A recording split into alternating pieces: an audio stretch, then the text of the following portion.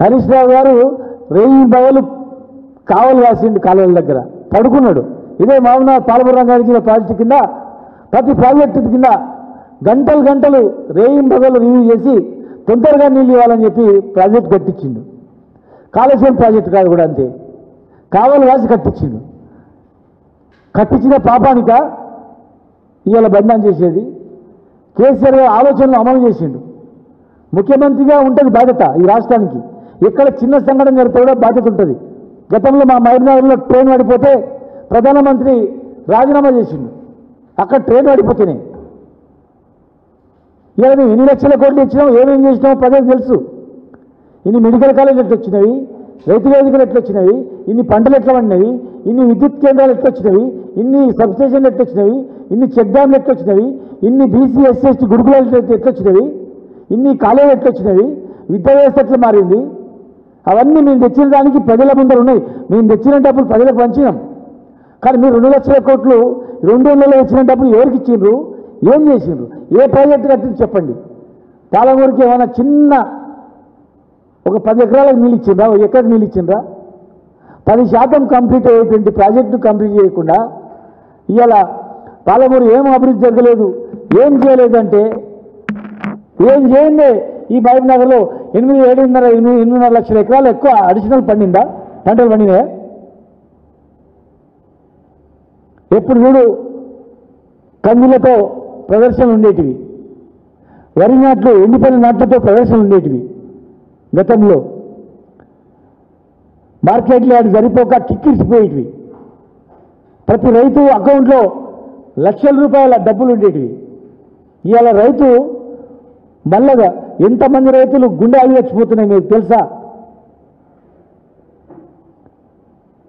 పాలమూరు బిడ్డ అంటున్నారు. పాలమూరు బిడ్డగా మీరు ఇమ్మీడియట్గా 6 నెలలు కంప్లీట్ చేస్తూ ఉంటారు కదా, 6 నెలలు మీరు కంప్లీట్ చేయండి. ప్రాజెక్టుల పైన దృష్టి పెట్టండి. ప్రాజెక్టుల మీద దృష్టి పెట్టకుండా కాలయాపన చేస్తే అది తగదు. మేము చేసినాం, మీరు చేయండి.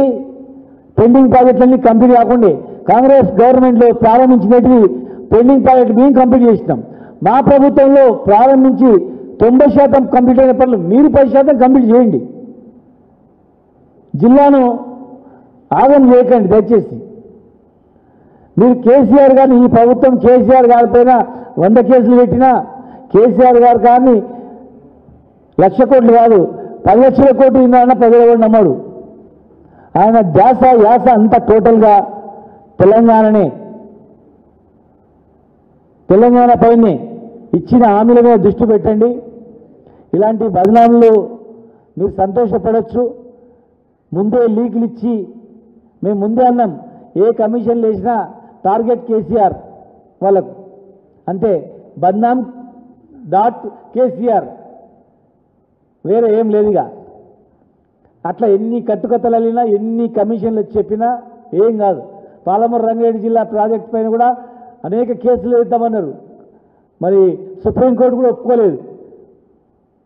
ఇదే కేంద్ర మంత్రులు ఎంతోమంది బ్రహ్మాండమైన ప్రాజెక్ట్ అన్నారు, బ్రహ్మాండమైనటువంటి లిఫ్ట్ ఇరిగేషన్ అన్నారు.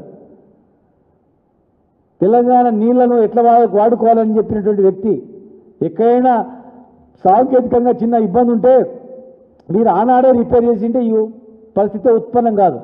మీరు ఆ రిపేర్ చేయకుండా అట్లే పెట్టిండ్రు. చాలా దేశాల్లో, చాలా కంట్రీస్లో ప్రాజెక్టులు కొట్టుకొని పోతాయి. అయినంత మాత్రాన కాదు, అది మళ్ళీ కట్టిండ్రు. ఈ ఒక పిల్లరు కుంగిపోయింది. మాకు కూడా అనుమానాలు ఉన్నాయి. ఈ పిల్లర్ను ఎలక్షన్ల ముందర బదనాం చేయడానికి ఏమన్నా అండర్ గ్రౌండ్లో మైనింగ్ బాంబింగ్ పెట్టి చేసిండ్రా, లేకపోతే ఇంకేమైనా చేసిండ్రా అని కూడా అనుమానాలు ఉన్నాయి. మేము ఆ ప్రాంతానికి పోయినప్పుడు చెప్పారు, పెద్ద శబ్దం వచ్చింది సార్ అని. మేము కూడా రేపు గవర్నమెంట్ వచ్చిన తర్వాత దాని మీద కూడా ఎంక్వైరీ చేస్తాం. కానీ ఎవరైనా బాంబింగ్ చేసిండ్రా, ఎవరైనా బ్లాస్ట్ చేసిండ్రా, బదనాం చేయడానికి చేసిండ్రా, ఆ కోణంలో కూడా మేము ఆలోచన చేస్తాం ఖచ్చితంగా కూడా. మాకైతే ఇప్పుడు అదే అనుమానాలు ఉన్నాయి. పాత ప్రభుత్వాన్ని బదనాం చేసుకుంటూ పోవడం కాదు, మీరేం చేస్తున్నారు అని చెప్పి కూడా ఆలోచన చేయాలి.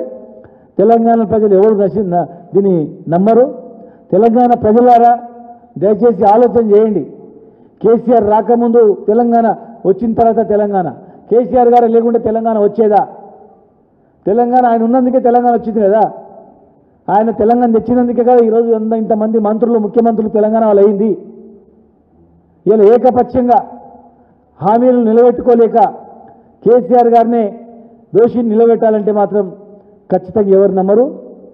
పెద్ద ప్రజా ఉద్యమం వస్తుంది. దానివల్ల దాన్ని ఖచ్చితంగా న్యాయపరంగా ఎదుర్కొంటామని, మా పాలమూరుని కాపాడాలని, పాలమూరు ప్రాజెక్టును వెంటనే ప్రారంభించాలని చెప్పని, ఆ 10% కంప్లీట్ చేసి 12.5 లక్షల ఎకరాలకు 6 జిల్లాలకు ఉపయోగపడే నీళ్లు అందించాలని చెప్పని మేము మీ ద్వారా విజ్ఞప్తి చేస్తాను.